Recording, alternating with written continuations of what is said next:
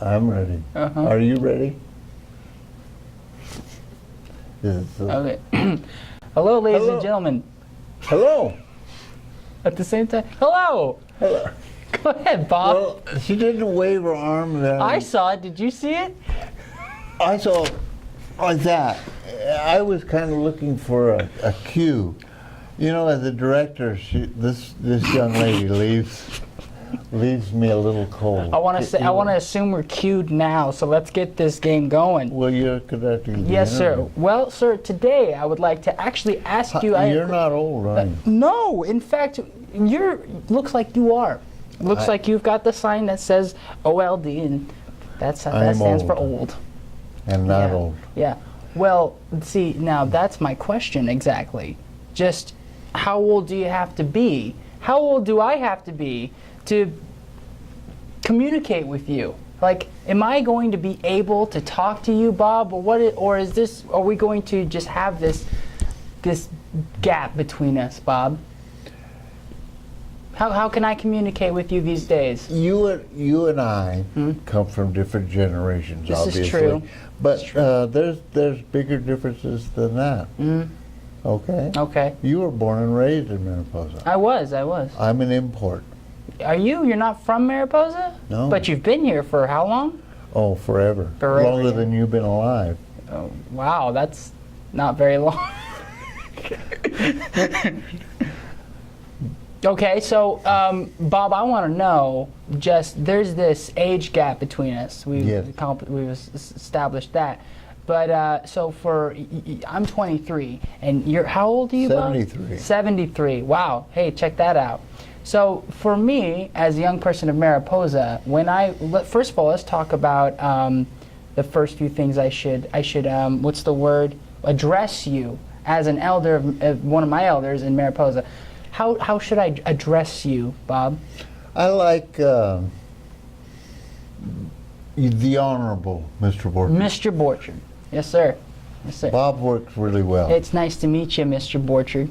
Bob. Bob. Oh, we're on friendship terms now? This is good news. This is good news. I appreciate that. Well, Isaac, yes. Don't confuse people. You know, people are watching this, and they'll think that we aren't friends. Oh, well, we have been for years, haven't we? We actually have, actually. Mm-hmm. Okay. Yep, you probably known me since I was a little kid. Communicating between us has been a little bit ragged. Ragged? Ragged. Ragged. Now, can you elaborate on that term? Sometimes I don't think you understand what I mean when I'm talking about things. And, yeah? And sometimes I don't quite grasp your viewpoint on things. Wouldn't you say that's like rarely, though? Like, we kind of get each other. I take the time to appreciate and get you, Bob. That's important. You know, one of the things that you give me a really bad time about is communicating with your generation. Yeah. You kind of rub that in pretty regularly. I try. So, what is it about your generation that you have to teach me? To lighten up. Lighten up? To lighten up, Bob. Oh, man. I'm just kidding. No, to teach you, that's, well, like I mentioned earlier, it's probably kind of vague, but sometimes, if I can recall what we were talking about, sometimes we experience some things that this is kind of the same thing for everybody. Everybody experiences life differently. Okay, but you being 73 and me being 23, there is a vast majority of experiences that you've had that I have not had. This, to me, being raised the way I am, is an immediate thing. Immediately, you respect that person, you honor your person because you're elder. And me, being a lover of knowledge and wisdom, as nobody laugh at me here, but I do, honestly and sincerely, care about what you have been through in your life. Now, that's just because that's the type of person I am, because I care about other people. Now, taking that and applying that, that's why I listen.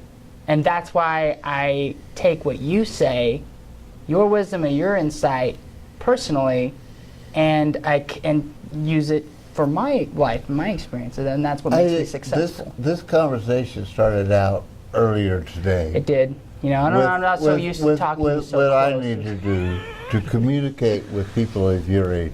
What do you need to do? Yes. Uh, How can I? really, but it's more like what we need to do, because you are our elder, and Well, if let- we have let- any decency, we ought to respect that, That right? let's go beyond that. Beyond, all right. Okay. They're pragmatic. Do you want reason You know for us to listen? what's in it for you? What's in it for me? If anybody in the Uh, right mind would know that there's a lot in it for us young folk. Why should I Uh-huh. should I invest a lot of time communicating with your generation? Why should you invest a lot of time? Yes. You should. Well, Bob, it's up to you whether or not you want your wisdom or insight to be passed down to generation to generation. That's up to you. Well, my wisdom is based on yesterday's knowledge. We're living. wouldn't agree with that. No, I have a perspective based on being 73 years old. Uh-huh. You have a perspective based on you being 23 years Yeah. old. Yeah. The technology, the communications that we're dealing with now, Yeah, I understand. Today's kind of it didn't exist Social- when I was a young man. All this experience that I have accumulated over these years has very limited application. but it still applies. It's still important. It's still valuable. In fact, it's because of the way that our young generation today is learning and being taught, which why we're so disrespectful or whiny or whatever.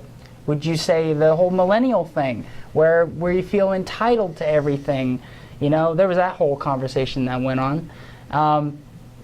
But you know, luckily I was born in '93. They said that the millennials started in '94, but '93 I got the bit of it right. as I started. You're pre-millennial. I'm pre-millennial. Thank God. No. So I can sit here and actually appreciate how parents, the old school way parents raise their kids, okay? Or just how to honor and respect your elders. Now, see, my dad would probably argue with me on that, but that's different. That's a personal story. But Bob, you actually are older than my dad. Love you, Dad. I could be your grandfather. Yeah, and my grandpa. You know, I think there's just a certain age where that you get to when you're old to where you actually stop being dogmatic, and it's more like if you stop giving a crap whether or not somebody takes your information or doesn't. You know, but as a parent, I think it's a little more different than that. Do you think my generation is dogmatic? That seems kind of more characteristic, doesn't it? You are a little dogmatic sometimes. Yeah. Yeah. But you know, I don't take it personally. That's because I know it all. That's because you know it all. Yeah, I do my best not to take you very personally, but Personally. like things that might offend me or something. Instead, I take it as like with a grain of salt, you know. Grain of salt. But I take everything you say with a grain of salt. There's some things that I'll apply to that you say, some things that you say I won't apply. But I'm an adult. That's the difference. Is I'm an adult and I can tell. And I can just tell, Bob.